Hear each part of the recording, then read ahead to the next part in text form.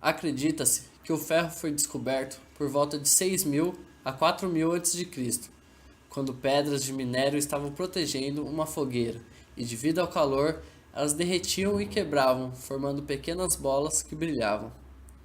A grande mudança na evolução do ferro aconteceu em 1856, quando o homem descobriu como produzir aço. Por ser mais resistente que o ferro fundido e ter a possibilidade de ser produzido em grandes quantidades, se tornou matéria-prima para muitas indústrias.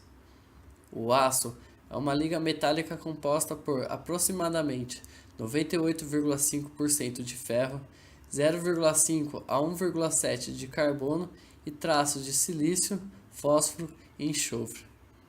Essa liga metálica possui cor branco acinzentada, ponto de fusão próximo de 1300 graus Celsius e densidade igual a 7,7 gramas por centímetro cúbico.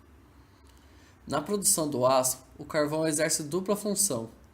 Como combustível, permite alcançar altas temperaturas necessárias à fusão do minério.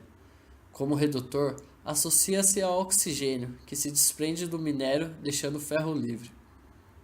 Após o processo de redução, refino e lingotamento, o aço passa pela laminação, que, em estado de solidificação, é deformado mecanicamente e transformado em produtos siderúrgicos, utilizados pela indústria de transformação, como chapas, bobinas, vergalhões, arames e etc. Fabricar o aço exige técnicas que devem ser renovadas de tempos em tempos, por isso há investimento constante em pesquisas nas siderurgias. A produção anual do aço passou de 1 bilhão de toneladas em todo o mundo. O aço possui maior preferência em razão de suas ótimas propriedades, como poder ser trabalhado pela forja, laminação e extrusão, o que é difícil de ser feito com ferro metálico. Possui também maior tenacidade e maior dureza. Outro ponto a seu favor é seu baixo custo em relação a outros metais e ligas metálicas, que também possuem boa resistência mecânica. O aço está entre os materiais mais recicláveis e reciclados do mundo. O próprio setor estimula seu reuso, que é praticado por meio da coleta dos mais diversos produtos, quando atinge o final da vida útil e passa a se chamar também de sucata. Com isso, o material é empregado novamente na fabricação de novos produtos siderúrgicos, sem perder a qualidade. Dessa maneira, ao reutilizar o aço, há uma redução expressiva no consumo de matérias-primas não renováveis, economizando energia e evitando a necessidade de ocupação de áreas para descarte. Para se analisar o aço, precisa antes ter um conhecimento sobre o diagrama ferro-carbono, para só assim compreender bem sobre o assunto. O diagrama ferro-carbono mostra as composições existentes da microestrutura na variação de temperatura por porcentagem de carbono. Os aços são observados na escala de 0,008% até 2% de carbono. No diagrama, pode-se observar na temperatura de 723 graus Celsius, na porcentagem de 0,8% de carbono, o ponto eutetoide, que é a reação invariante da austenita formando ferrita mais cementita. Então, do 0,008 até o 0,83% de carbono é o aço hipoeutetoide, e de 0,83% de carbono até 2% é o aço hipereutetoide. No ponto eutetoide, é possível ver a austenita reagindo e gerando lamelas de cementita e lamelas de ferrita. No ponto hipoeutetoide, é possível ver a austenita reagindo e gerando ferrita proeutetoide. A austenita restante reage se transformando em perlita, formando ferrita proeutetoide mais perlita. No ponto hipereutetoide, a austenita reage formando cementita proeutetoide, que reage formando lamelas de ferro cementita, ferrita e cementita proeutetoide. Os aços podem se dividir em dois grandes grupos, os aços de alta liga e os aços de baixa liga. Os aços de alta liga podem se subdividir em dois grupos, em aços inoxidáveis e em aços ferramentas. Os aços de baixa liga se subdividem em três grupos menores, que são os aços de baixo teor de carbono, médio teor de carbono e alto teor de carbono. Os aços com baixo teor de carbono podem se dividir em dois grupos, comum e de alta resistência. Já os aços de médio teor de carbono podem se dividir em aços comuns e tratáveis termicamente. E por fim, os aços de alto teor de carbono podem se dividir em aço comum e aço ferramenta. Começando pelos aços de baixa liga.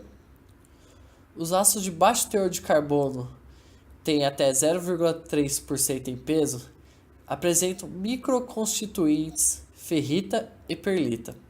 Possuem propriedades de baixa resistência e dureza, alta tenacidade e ductilidade. Esses aços não são tratáveis termicamente. Eles possuem uma boa usinabilidade e apresentam baixo custo de produção. Os aços de baixo carbono geralmente são utilizados em uso automotivo, construção civil, fechos, ilhoses, rebites, alimentos ou embalagens. Os aços de médio teor de carbono, que têm entre 0,3% e 0,6% em peso, são aços que a resistência aumenta e a tenacidade cai, comparando com os aços de baixo carbono. Os aços são tratáveis termicamente, têmpera e revenimento. São utilizados em elementos de máquinas que combinem tenacidade e resistência ao desgaste, por exemplo, setor ferroviário, automotivo, na parte de motores, e engrenagens em geral. Os aços de alto teor de carbono, que têm entre 0,6 e 1,4 em peso, são denominados aços carbonos e aços ferramenta. Apresentam um aumento de resistência e uma queda de tenacidade comparado com o de médio carbono. Esses aços são tratáveis termicamente. São mais utilizados nos setores de corte e ferramentas em geral. Agora vamos falar sobre os aços de alta liga, começando com os aços ferramenta. Os aços ferramentas são utilizados em operações de modificação de formas de outros metais, como corte, usinagem, conformação, afiação, etc. Esses aços possuem elevada dureza e resistência à abrasão, geralmente associadas a boa tenacidade e manutenção das propriedades de resistência mecânica em elevadas temperaturas. Essas características normalmente são obtidas com a adição de elevados teores de carbono e ligas como tungstênio, molibdênio, vanádio, manganês e cromo. Esses aços são fabricados principalmente por forjamento, além de fundição de precisão e metalurgia do pó. Os aços inoxidáveis são ligas ferrosas de alta resistência à corrosão. Eles têm a adição de cromo acima de 12% ou de outros elementos como molibdênio e níquel.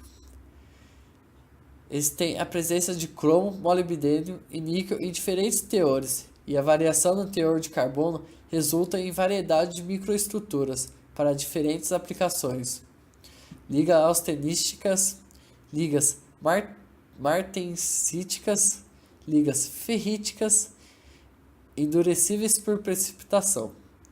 Os aços inoxidáveis são bastante conhecidos por apresentar uma superfície não porosa e lisa, que dificulta o acúmulo de bactérias. Geralmente é utilizado em utensílios domésticos, talheres, panelas, geladeiras, fogões, cozinhas industriais e construção civil.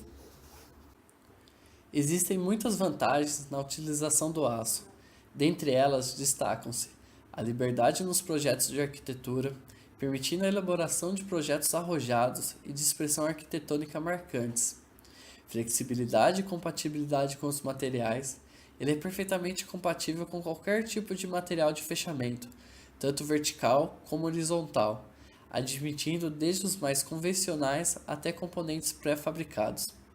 Garantia de qualidade e resistência à corrosão.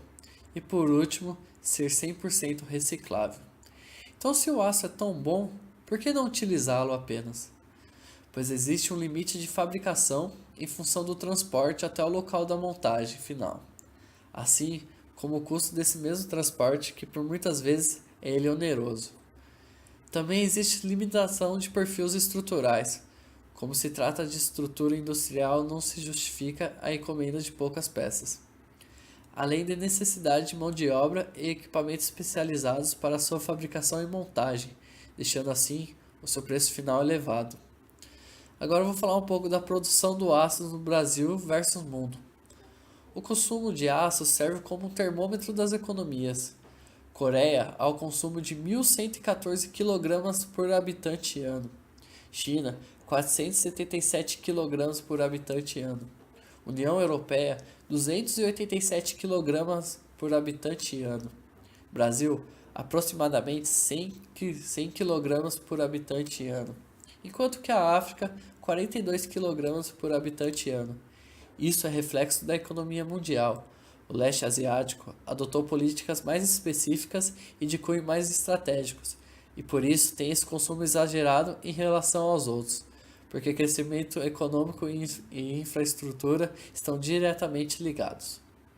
O Instituto Aço Brasil divulgou que espera que a produção de aço bruto no Brasil em 2017 deve subir 3,8% para 32,5 milhões de toneladas.